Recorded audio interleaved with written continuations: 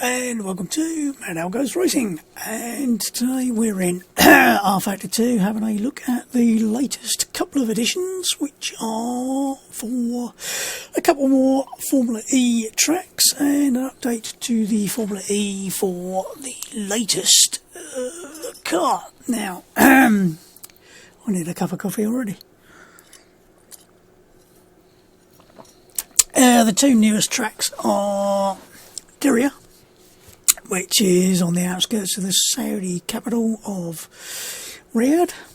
I think I got that one right. And the Rome E-Prix circuit. Well, I haven't even had a look at the Rome E-Prix circuit, so we'll have a laugh when we get around to that one. As far as the cars go, the latest 2021 version is, for some reason, it's like the Gen 2 car, but the previous 2 years worth, the 2019-2020, had a 2-speed gearbox, and for this one they've gone back to a single speed. They've also added, why didn't my mouse disappeared? They've also added the attack zones, which quite how they're meant to work, I don't know. I'm assuming it'll be like having a KERS or DRS button, or it's maybe automatic. I believe they're automatic actually, because they must be, because you drive through the zone and then it gives you 2 minutes or 3 minutes of extra oomph or whatever it is.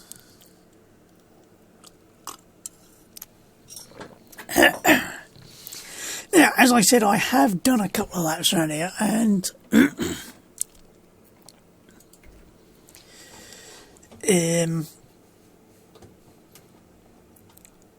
I keep waiting for the engine to start.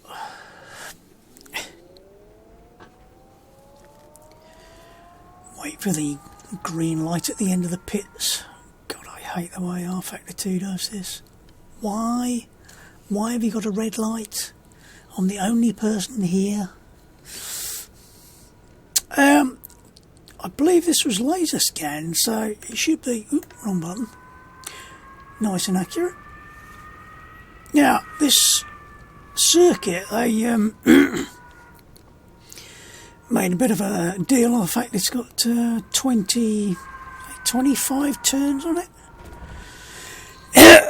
which supposedly will help with encouraging overtaking. And I'm thinking, having lots of corners does not equate to lots of overtaking opportunities, especially when basically one side of the circuit is just a continuous snake of left, right, left, right, left, rights. I'm not quite sure how the thinking behind that goes, but as you can see, as with all of the Formula E tracks, it's very much a case of you're driving in this blinkered little corridor. Though the architecture around it is quite nice. In terms of the layout, it is, I have to say, of all the Formula E tracks, it's probably got the best flow of any so far. Definitely a bit more, or a bit less stop-start with, there's no hairpins, there's no really tight little chicanes. So, in that way, it's quite a bit better. I certainly prefer some. Now, this is the attack zone, and you have to go from there and there. How accurately they've modelled the you must go exactly over that line, I don't know, but having seen several cars when I have occasionally watched the Formula E miss the mark and having to go round again, and because the way they tend to put these things, they tend to be in a place where you have to go a bit further to get to them, so to gain the extra however many horsepower it is, you have to lose a second or two to actually go to the extremities of the course to get to where they are, which always struck me as a bit silly. Why not just give somebody a bloody button that says, I'm going to do it now? I don't know whether they think it makes it more exciting. But the circuit itself, it's got some nice undulation in it. It's not flat as a pancake like some of them. It's, as you can see, loads and loads and loads of corners, which may or may not be a bad thing. I believe they had the Diriyah race a while back, and I didn't bother watching it because frankly I've gone off watching Formula E because it's all a bit too contrived for my liking, but such is life. As you can see, I haven't had a brake too hard for anywhere, so like I said, not a lot to see around the circuit, although what there is quite interesting, quite nice castles and other things. Whether or not they're original architecture or whether they're modern architecture, I have no idea. But as you can see, really nice flow to the circuit. Let's give it a bit more beans and see if we can make a complete cock-up of it.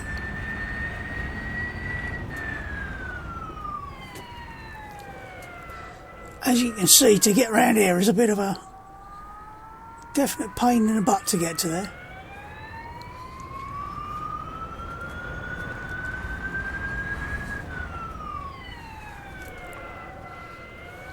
And as always with these cars, way too much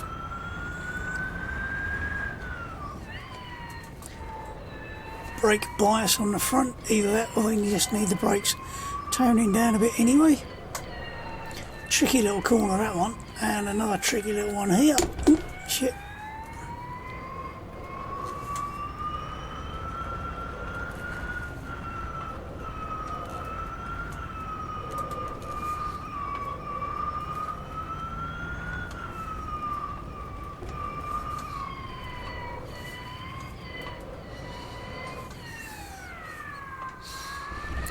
As I said, I don't know how they think you're going to get close racing with everybody tucked up each other's arse around that bit, but this is an interesting corner as it's a bit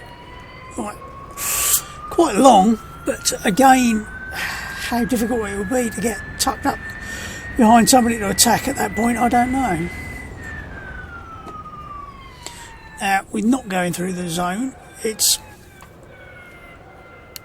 much easier to get around that corner if you don't hit the wall, which I'll try not to do, so it'll be bloody embarrassing. Whoop, tap the wall.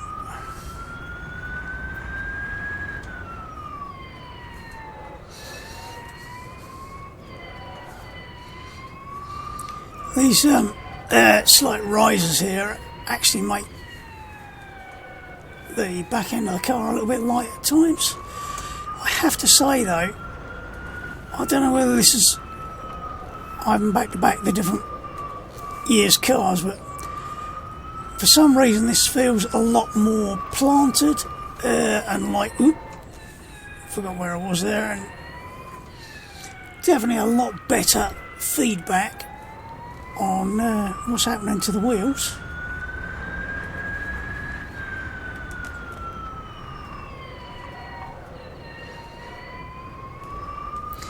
So the cars are definitely improvement. I'm sure it's much better than the last time I drove one, so I will say I'm getting horrendous amounts of vibration through the wheel because I keep locking the front wheels up, so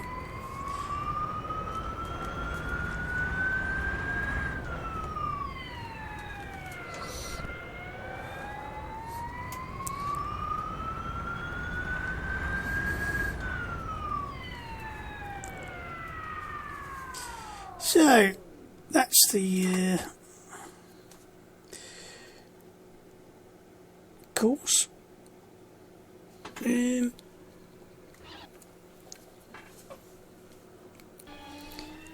Right, I think I've actually managed to hit the right combination of buttons. What was going on there? It's being really silly.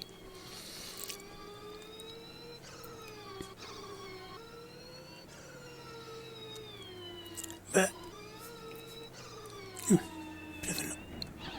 let's go for a really artistically weird camera angle, shall we?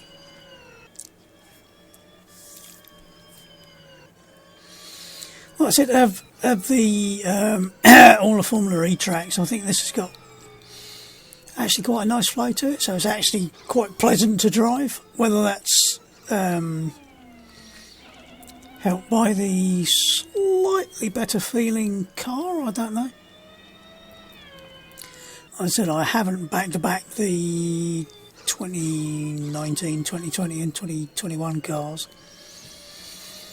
So whether there's anything other than just the fact that it's now single speed again, that's the difference, I don't know. But it is a major pain in the bum. You can actually see the flashing lights on the special zone there. I don't know if they only show up in the replay or whether you can actually see them on the ground. I didn't see them as we were going around, but all in all, nice little track, and we'll as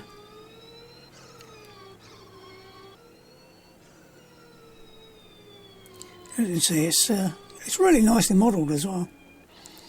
But, I really don't get why they have to put quite so much crap around the outside of the circuit. It does make it all a little bit well, it's all basically designed specifically to be shown on television, so presumably it's just one giant advertising hoarding. Either that, or I'm getting old and rather what's the word I'm looking for? Yeah, that one. I'll think of it in a minute. My brain stopped working again. Right, well that's enough of that one. Let's go and have a look at the next one. Right, what's the mean here? Right, at the moment I've got, what, 6 now? 6 Formula E tracks. Berlin, Diriyah, Hong Kong, Monaco, New York and Rome. Is there not a test track as well? Or is that the New York one? Can't remember, I'll have to have a look. Rome, is that the longest track? Yeah, 2.8 kilometres. So, they're getting a bit more length to them, which is, I think, a good thing, because making a track a little bit longer probably gives you a bit more option to go with a bit more flow. I'm looking at that and going, a few square corners, but like I said, I haven't actually driven it yet, so we're on a voyage of discovery. God knows how long this will take to load, so I might just pause. Pausing. Right, for some reason F9 also does the bloody brakes. I hadn't noticed that. Whatever, anyway, we're back, and let's have a look around Rome. When in Rome and all that. Now, must remember to go into news cam to start with. If you noticed the rather weird looking pit lane, this I have to say is a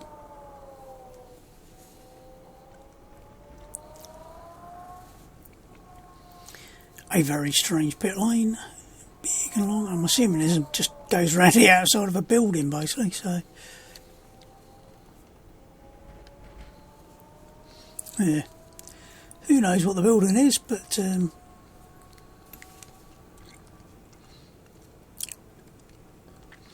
it's stuck in the middle of the circuit. Right, we have made it to the road.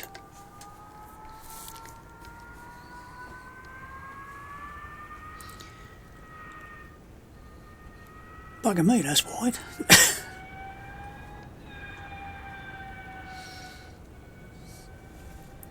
So I'm going to get lost just working out where I am on the road. Oh, hang on. Corner coming up. I think this is the left. Yep, looks like it. Where I could do with a track map to work out where I am. Oh, arrows pointing left. Arrows pointing that way. Obviously, don't follow the arrows. Again, hugely wide circuit. I have to say, so far, overtaking opportunities 100%.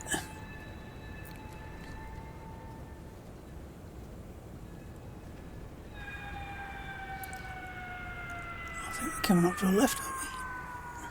I'm trying to remember what the circuit looked like and failing dismally. I think there must be a right next. It's very, very difficult to pick out where the corners are. And they definitely could do with a few bits of street signage saying turn left, turn right. I think there's a left coming up. Oh no, it's a right.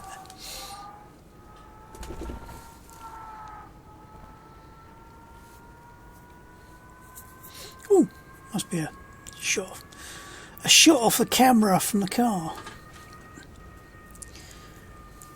Now, was that a start-finish line? Not sure. Oh, hang on a minute. Is there a hairpin here somewhere?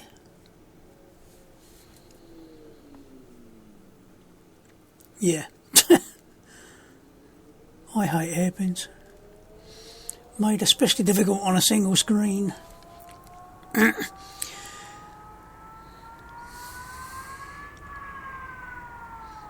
Again, something saying left, right, whatever. It bugs me because you go to any circuit and generally they got boards telling you what's coming up, left, right, whatever. Why don't they put it out on street circuits like this? Yeah, after you've done a few laps you should know where you're going, but 50 marker, is that left or right? I think that's left, isn't it? Is that a left? Yeah, it's a left. Again, at full speed, trying to spot where you are and where you're meant to be going can be a bit of a pain.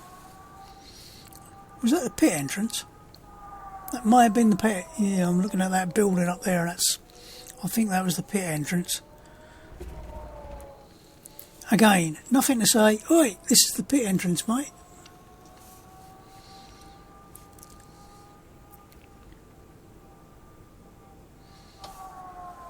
And I have to say, I haven't seen the attack zone yet.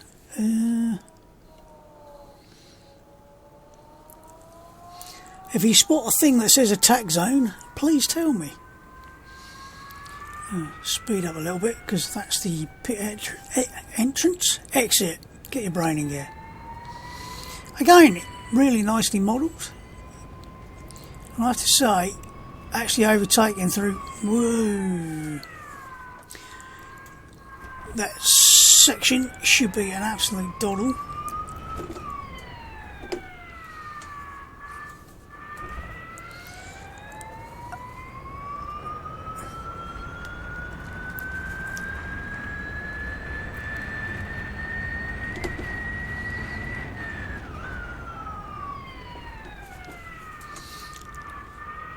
Braking's decidedly dodgy.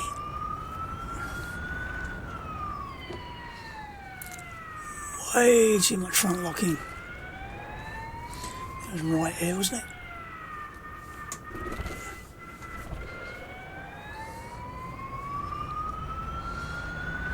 Now, this was the horrible hairpin.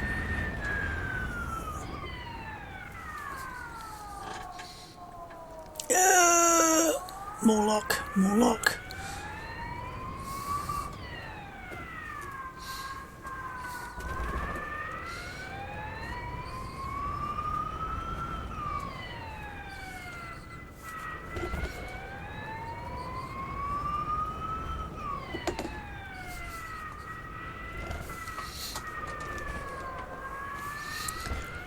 Front end trying to get away a bit there.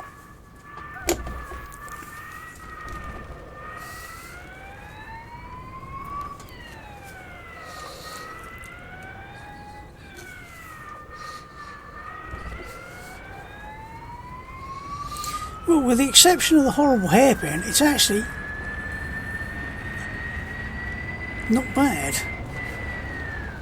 He says as he runs straight into the wall because he forgot where he was. That was embarrassing, wasn't it?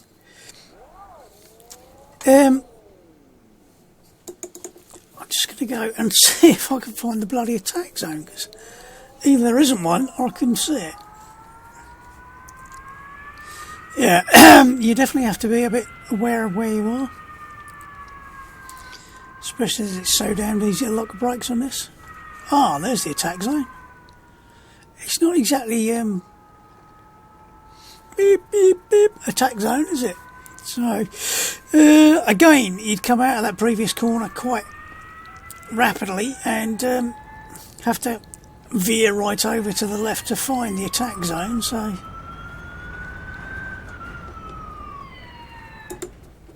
oh, don't change gear, it hasn't got any.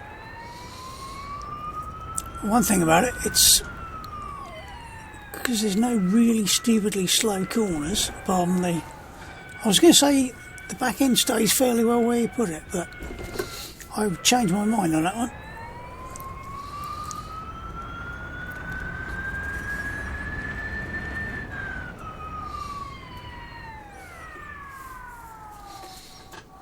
Oops. Probably would help if I got back in the car. Oop, wrong button. I just realised I actually got the steering wheel not moving, so that's a bit confusing. Not really matters.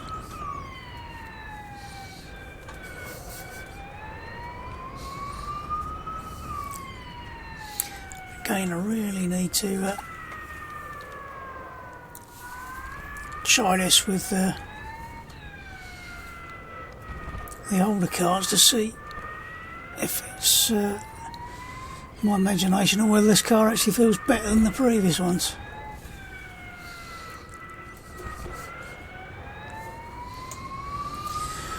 But I have to say, it's got quite reasonable flow, so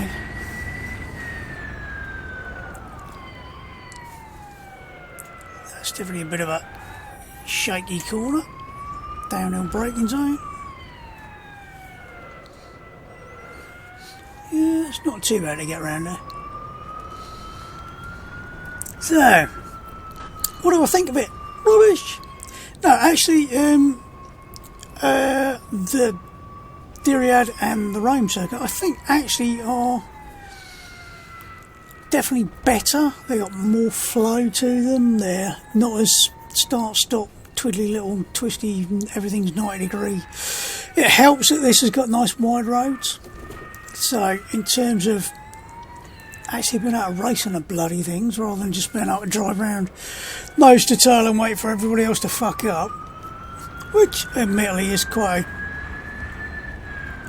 a common thing to do anyway when I'm racing, is basically be patient. Oh, that's not too bad. That's hairpins go.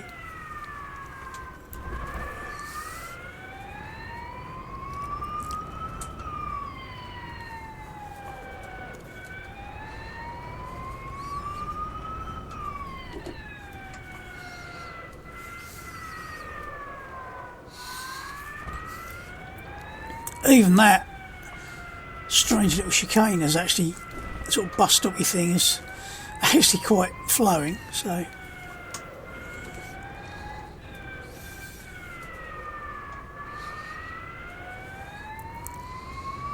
yeah, it's not bad that.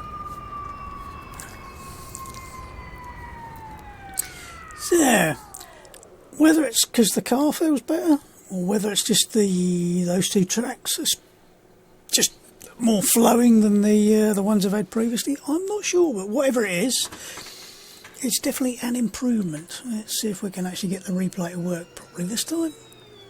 Go to start, go there. Try to find the start of a lap.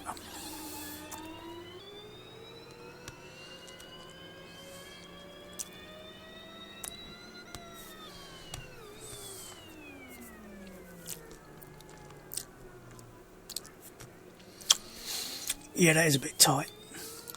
It's not bad though.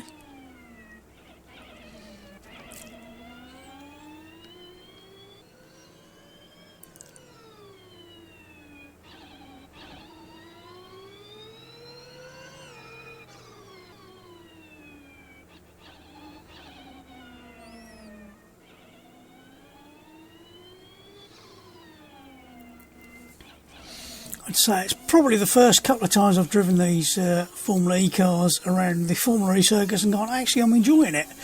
So, which is interesting in and of itself. Like I say, I'm not sure if that's the car. I'd have to try the other. Ooh. Yep, that was me cocking up. I'll leave it at that point, I think. Embarrassment factor time, quite high. So, yeah, couple of nice additions, nice update to the car, and all in, I think an improvement on what there was before. I said if we just go and have a look at the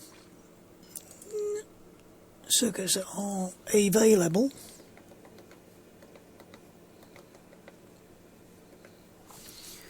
I think that's all on. Was there one more? You know how all the rest of them are all these sort of really... I mean, the Berlin one looks like it should have a good flow to it, but for some reason I still didn't really feel the love for that one. But the rest of them are really just, too many strangely tight corners. I understand why they make them the way they do. It just feels too damn tight. Whereas that, okay, you're not going to get much overtaking done whilst wiggling down that bit. But that, I mean, the overtaking opportunities on that are monumental. But you can see, you could see where it's a little bit tight there. If it had just come round there, it might have been better actually. It's always possible that there's no way of getting around there, but I think the entrance to the pits is a bit of a pain, and the actual pit lane itself is like, well, let's just build it around the building, whatever. But all in, actually, I could see myself having some fun with those couple of tracks and doing a couple of races on them. Some of the other ones, not so much, but those ones, yeah. And the Rome track is actually open enough that you don't feel like you've got tunnel vision and then just driving down an advertising hoarding. So all in, a nice improvement. So keep it up. Just add a bloody track map studio 397, please. I know you can get one from SimHub, but is it SimHub? Whatever it's called, yeah, SimHub. But you still have to drive around a couple of times before it appears, whereas you could have one that actually worked straight away. So from me, for now, that'll do, and enjoy racing, have fun.